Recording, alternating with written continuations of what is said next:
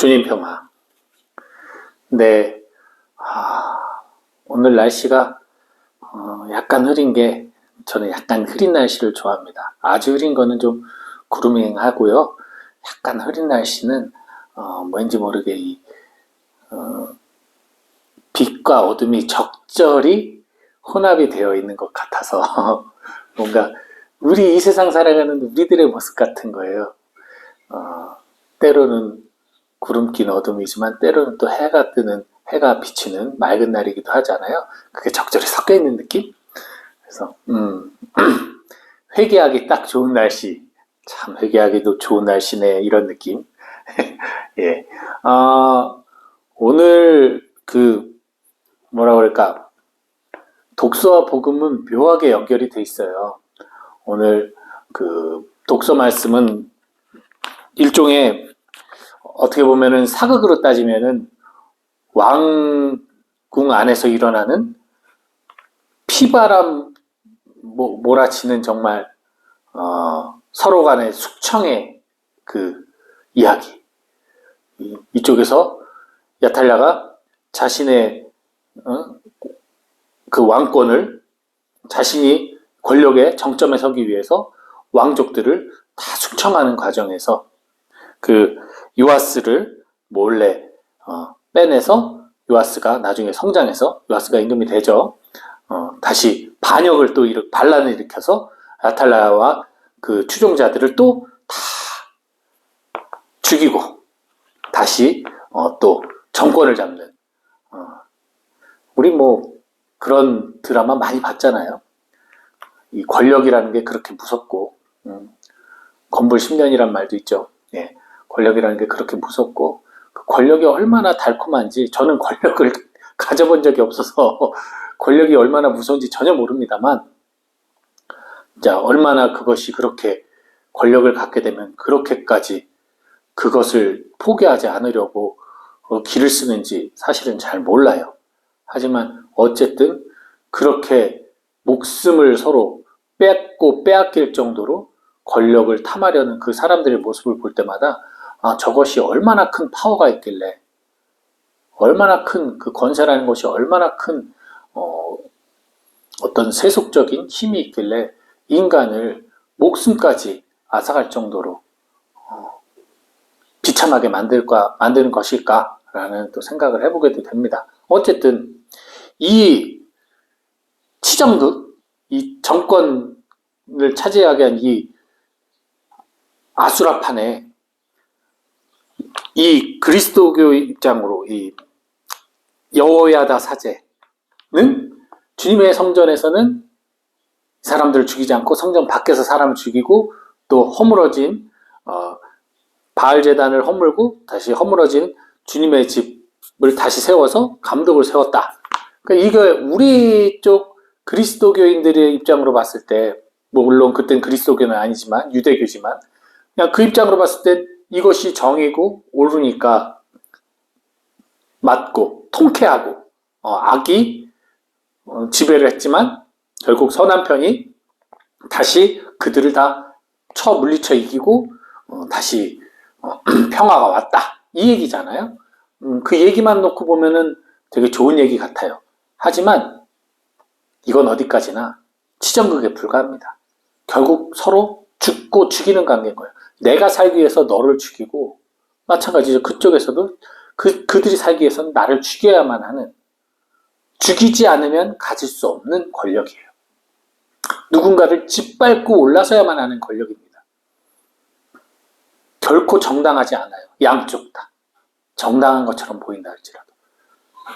이미 사람을 죽인다는 자체가 하느님의 어떤 자비의 법에서는 멀어진 것이죠. 유대인들은 하느님의 이름으로 정말 많은 자신들을 박해하는 나라들은 다 멸하시고, 그죠? 그런 하느님 상을 가지고 있어요. 교만하기 이를 데 없죠. 그래서 하느님이 유대인들을 계속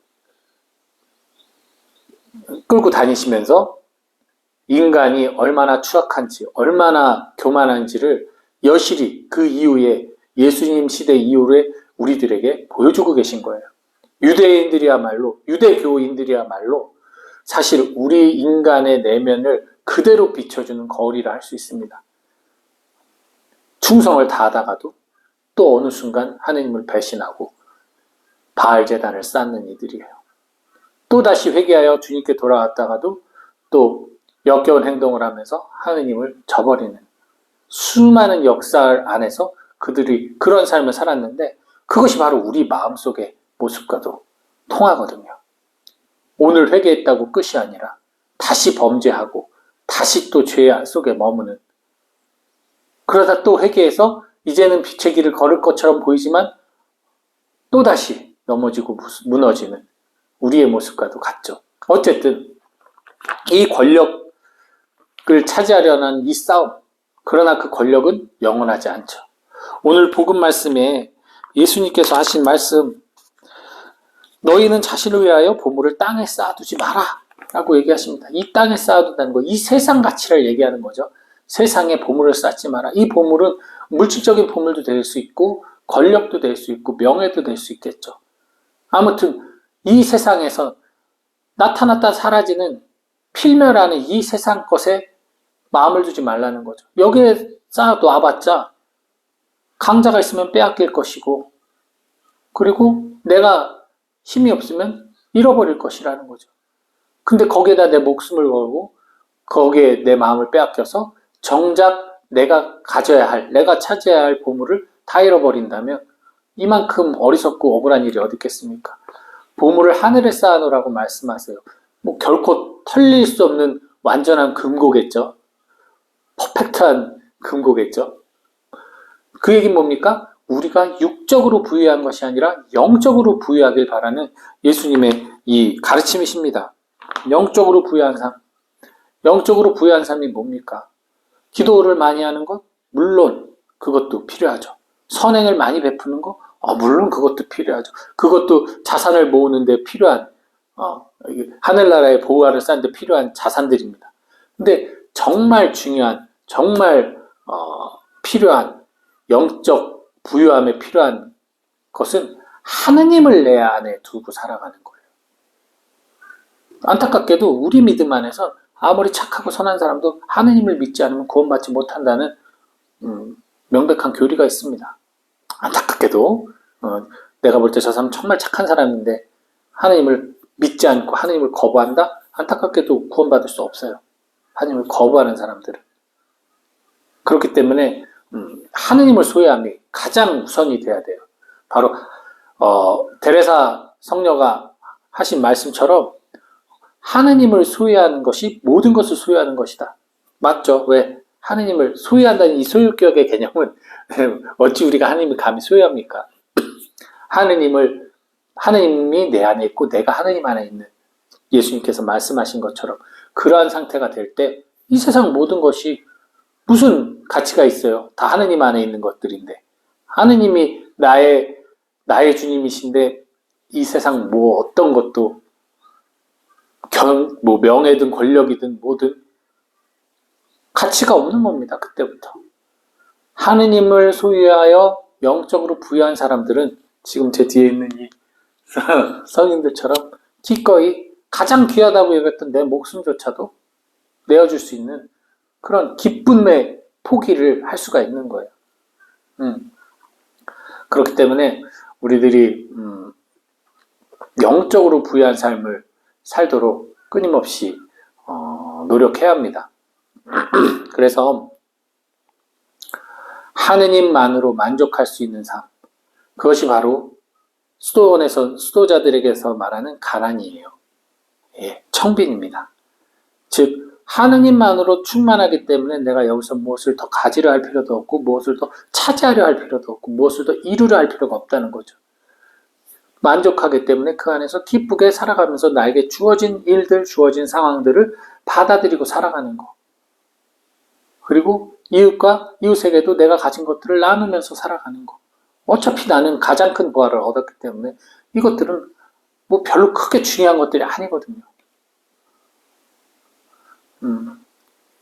여러분들도 여러분들의 삶 안에서 사실은 살아가기 위해서 재화가 필요하고요. 살아가기 위해서 뭐 승진도 해야 될 것이고 어떤 것들이 필요합니다. 필요한 거예요. 필요한 거지 반드시 있어야만 하는 것은 아니에요, 사실. 도구입니다.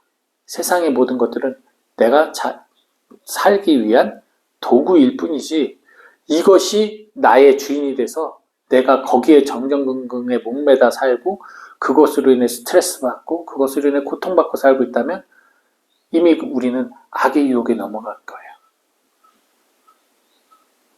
그래서 우리들 그 부분을 잘 성찰해서 과연 내가 지금 영적으로 부유해지기 위해서 어떠한 포기와 어떠한 내려놓음을 하고 있는가도 한번 보시고 여기 너희 안에 어둠이 있다면 그 어둠을 얼마나 짓겠느냐라고 예수님께서 말씀을 하시는데 마찬가지죠. 바로 이 세상의 어떠한 가치들과 재화들로 내가 내 마음에 주님이 빛이 오는 그 통로에 재물을 쌓아놨을 때 빛이 들어오지 않고 그림자는 더욱더 짙어지겠죠. 그것을 허물 수 있는 용기가 필요합니다. 포기하지 못했던 것을 포기할 수 있는 용기가 필요해요. 그 용기를 주님께 청하시는 그러한 여러분들이 되시길 바랍니다. 오늘 하루 행복한 하루 되세요. 주님 평화.